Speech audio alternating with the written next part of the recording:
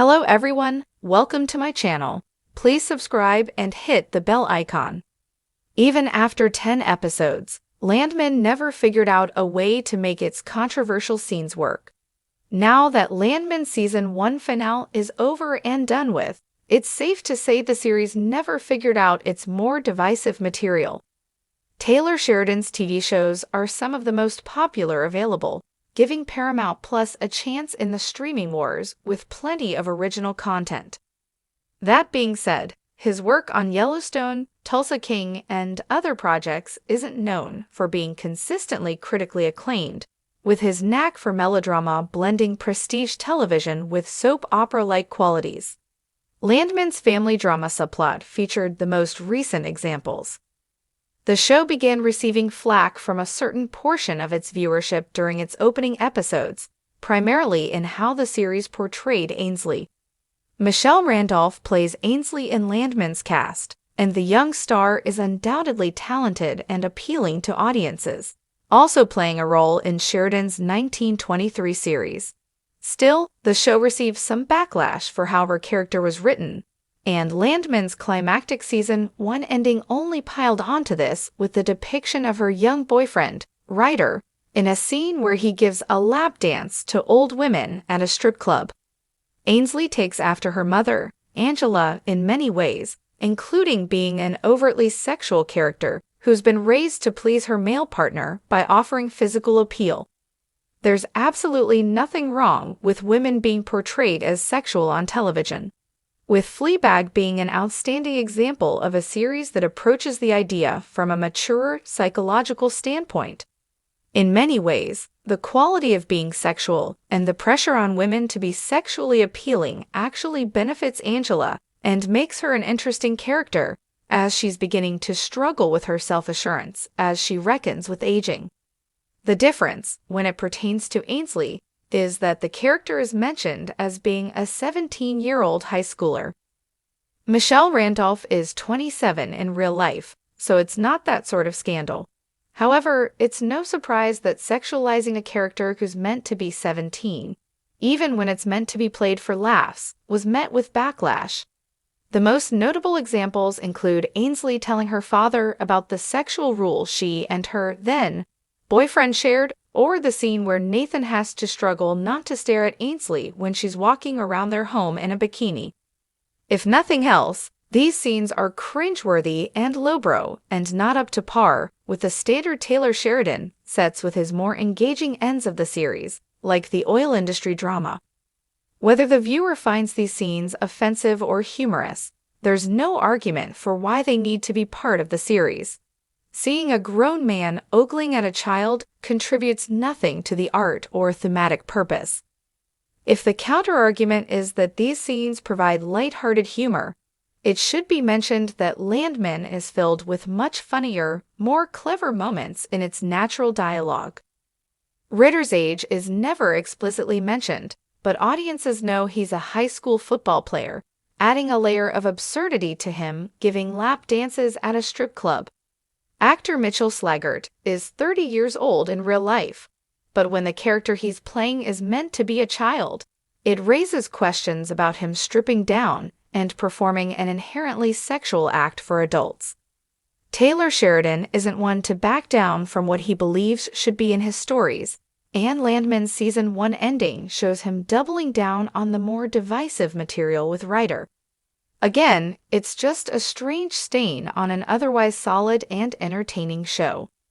The Season 1 finale had an enormous rig explosion, the death of an oil magnate, a torture scene, and Andy Garcia appearing as an exciting new drug lord character. The random strip club scene that doesn't tie to anything else that's happening is a glaring outlier that lacks narrative synergy. The show is funny without these scenes. They aren't needed for humor. Billy Bob Thornton's dialogue is hilarious and laugh-out-loud worthy on its own. Landman Season 2 hasn't been confirmed just yet, but it seems likely that it will happen, given Taylor Sheridan's credibility at Paramount Plus. The show will see Tommy taking on a greater role at MTEX, increasing the dramatic stakes as he navigates boardrooms, millions of dollars in oil, and an ambitious new cartel boss.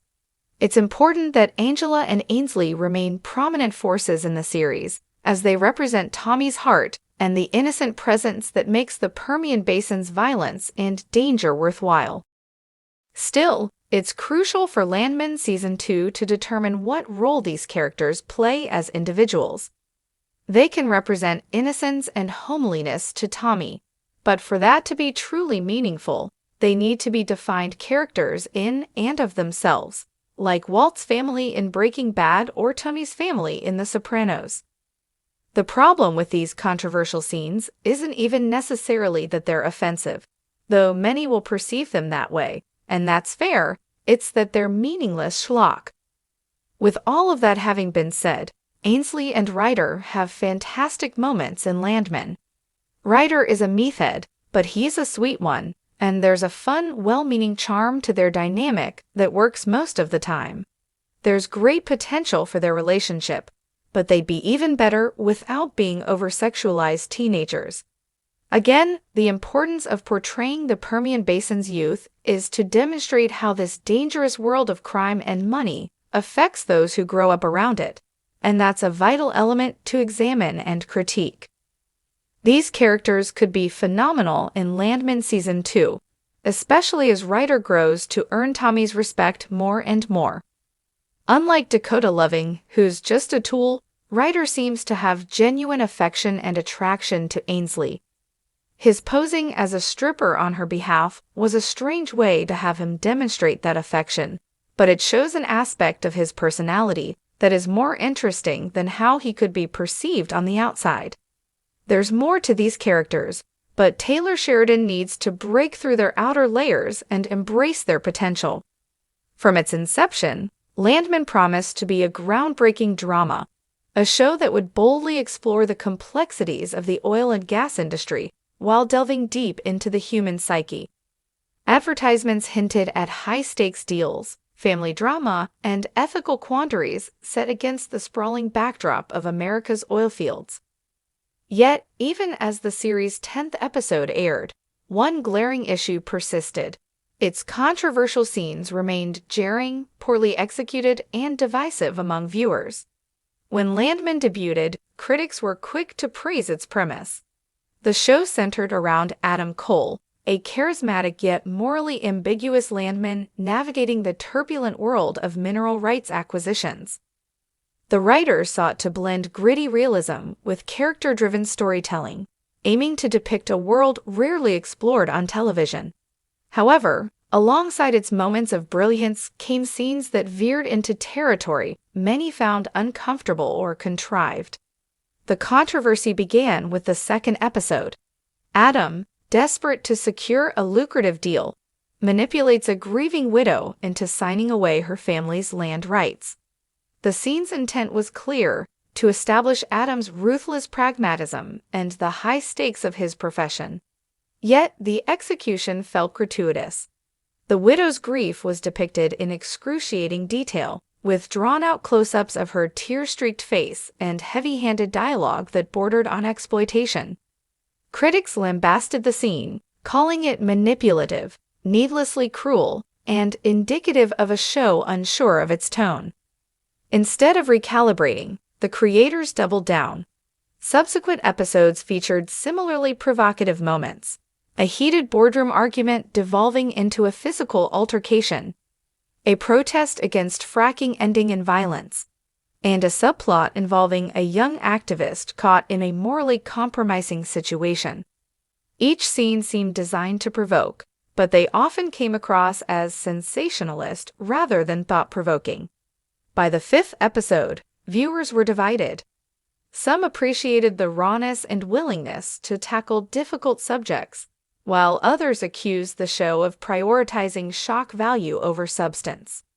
Perhaps the most polarizing scene arrived in the 8th episode.